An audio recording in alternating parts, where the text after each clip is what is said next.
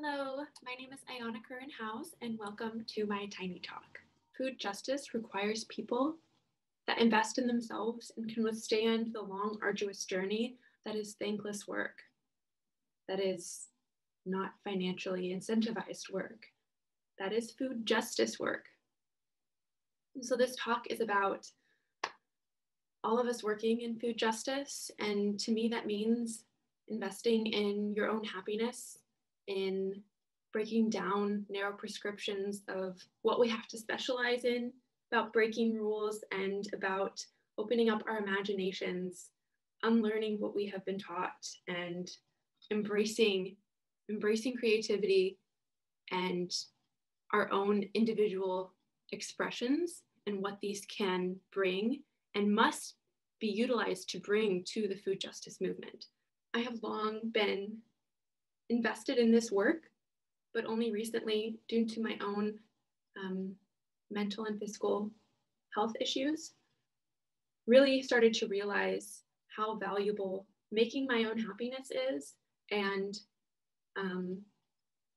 wanting to figure out what it looks like to not be a part of capitalism. And I don't have the answers, but this is the start of my thought process, and I want to share it with you. And I hope that you resonate with it and you reach out and we start to create this sociopolitical movement we need within food justice, because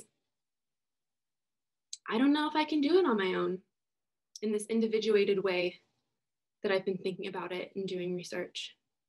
It's really tough. And I hope what I share can somehow get us a little bit closer. Food sovereignty is locally defined, all-encompassing, and many critics deny its feasibility, decrying it's just not practical. It is at once about getting people access to their most basic need, food, and about the ability to politically organize and connect to one's cultural food roots. Certainly the current food system makes food sovereignty impossible, but who says the past and the present food system must define the future? But what if one person utilized multiple fields and knowledge systems to create holistic integrated solutions? What if we fostered our imaginations like we did when we were kids, and we unlearned the strict dichotomies between nature and culture, between agriculture and conservation? We have to break down these boundaries, get out of our narrow disciplines, start to see things holistically and imagine these systems that have never existed before. Only by adopting a transdisciplinary approach, allowing ourselves to unlearn the narrow definition of what we consider successful agriculture, can we start to imagine and then create vibrant food systems that provide food, space for community, support rural livelihoods, and nurture the earth. So our first topic, transdisciplinarity. You are utilizing multiple fields of study with this.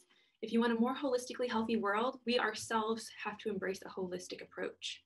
Agroecology is already highly transdisciplinary.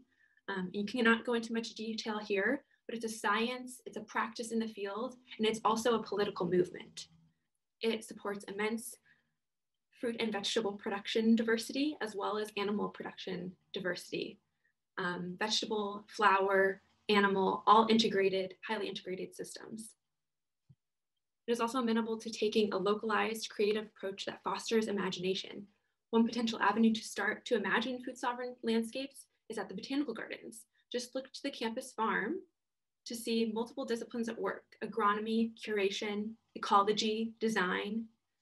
If we combine agroecological principles with support for the new peasantry is a type of farming founded on family labor, not wage laborers. It invests in capital that serves to improve the labor process through knowledge, community, tools, not recipes that can be easily transferred between farmers. It is built upon generational knowledge and an intimate relationship with the land.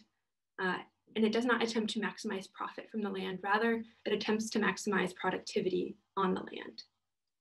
Then we can get into food sovereignty, which will lead to food security, climate resilience, culture and beauty in our food systems, and viable rural livelihoods. Can you see why we have to step outside of our narrow disciplines now? Beyond utilizing multiple disciplines, we have to unlearn. We are fed scarcity narratives while massive amounts of food produced is wasted or goes to animal feed and biofuels. The COVID-19 pandemic, sponsored by agribusiness itself, has brought these inefficiencies and inequalities to the forefront of our society. We are taught that culturally vibrant food systems without trade-offs between equity, sustainability, and economic viability is aspirational but not feasible. If we define what is feasible based only on what has been previously done and exists currently, the future will inherently stay limited. And after we have started to believe that our own happiness, creativity, and thoughtful work is as valuable as our productivity, we can start to imagine. Take a second and just imagine with me. Whatever you feel called to do, this might take some internal questioning, some experimentation. Pick it up and do it terribly, do it wrong, just start creating, get your juices flowing. Collect leaves on a walk, take photos and manipulate them, create color combinations that evoke different emotions in you. Choose a random word and play a word association game. Rambling to your heart's content. Cut out pictures, find something on Pinterest you want and make it yourself. Just because it's been created before does not mean that your creation of it does not add value to the world. Thanks for listening.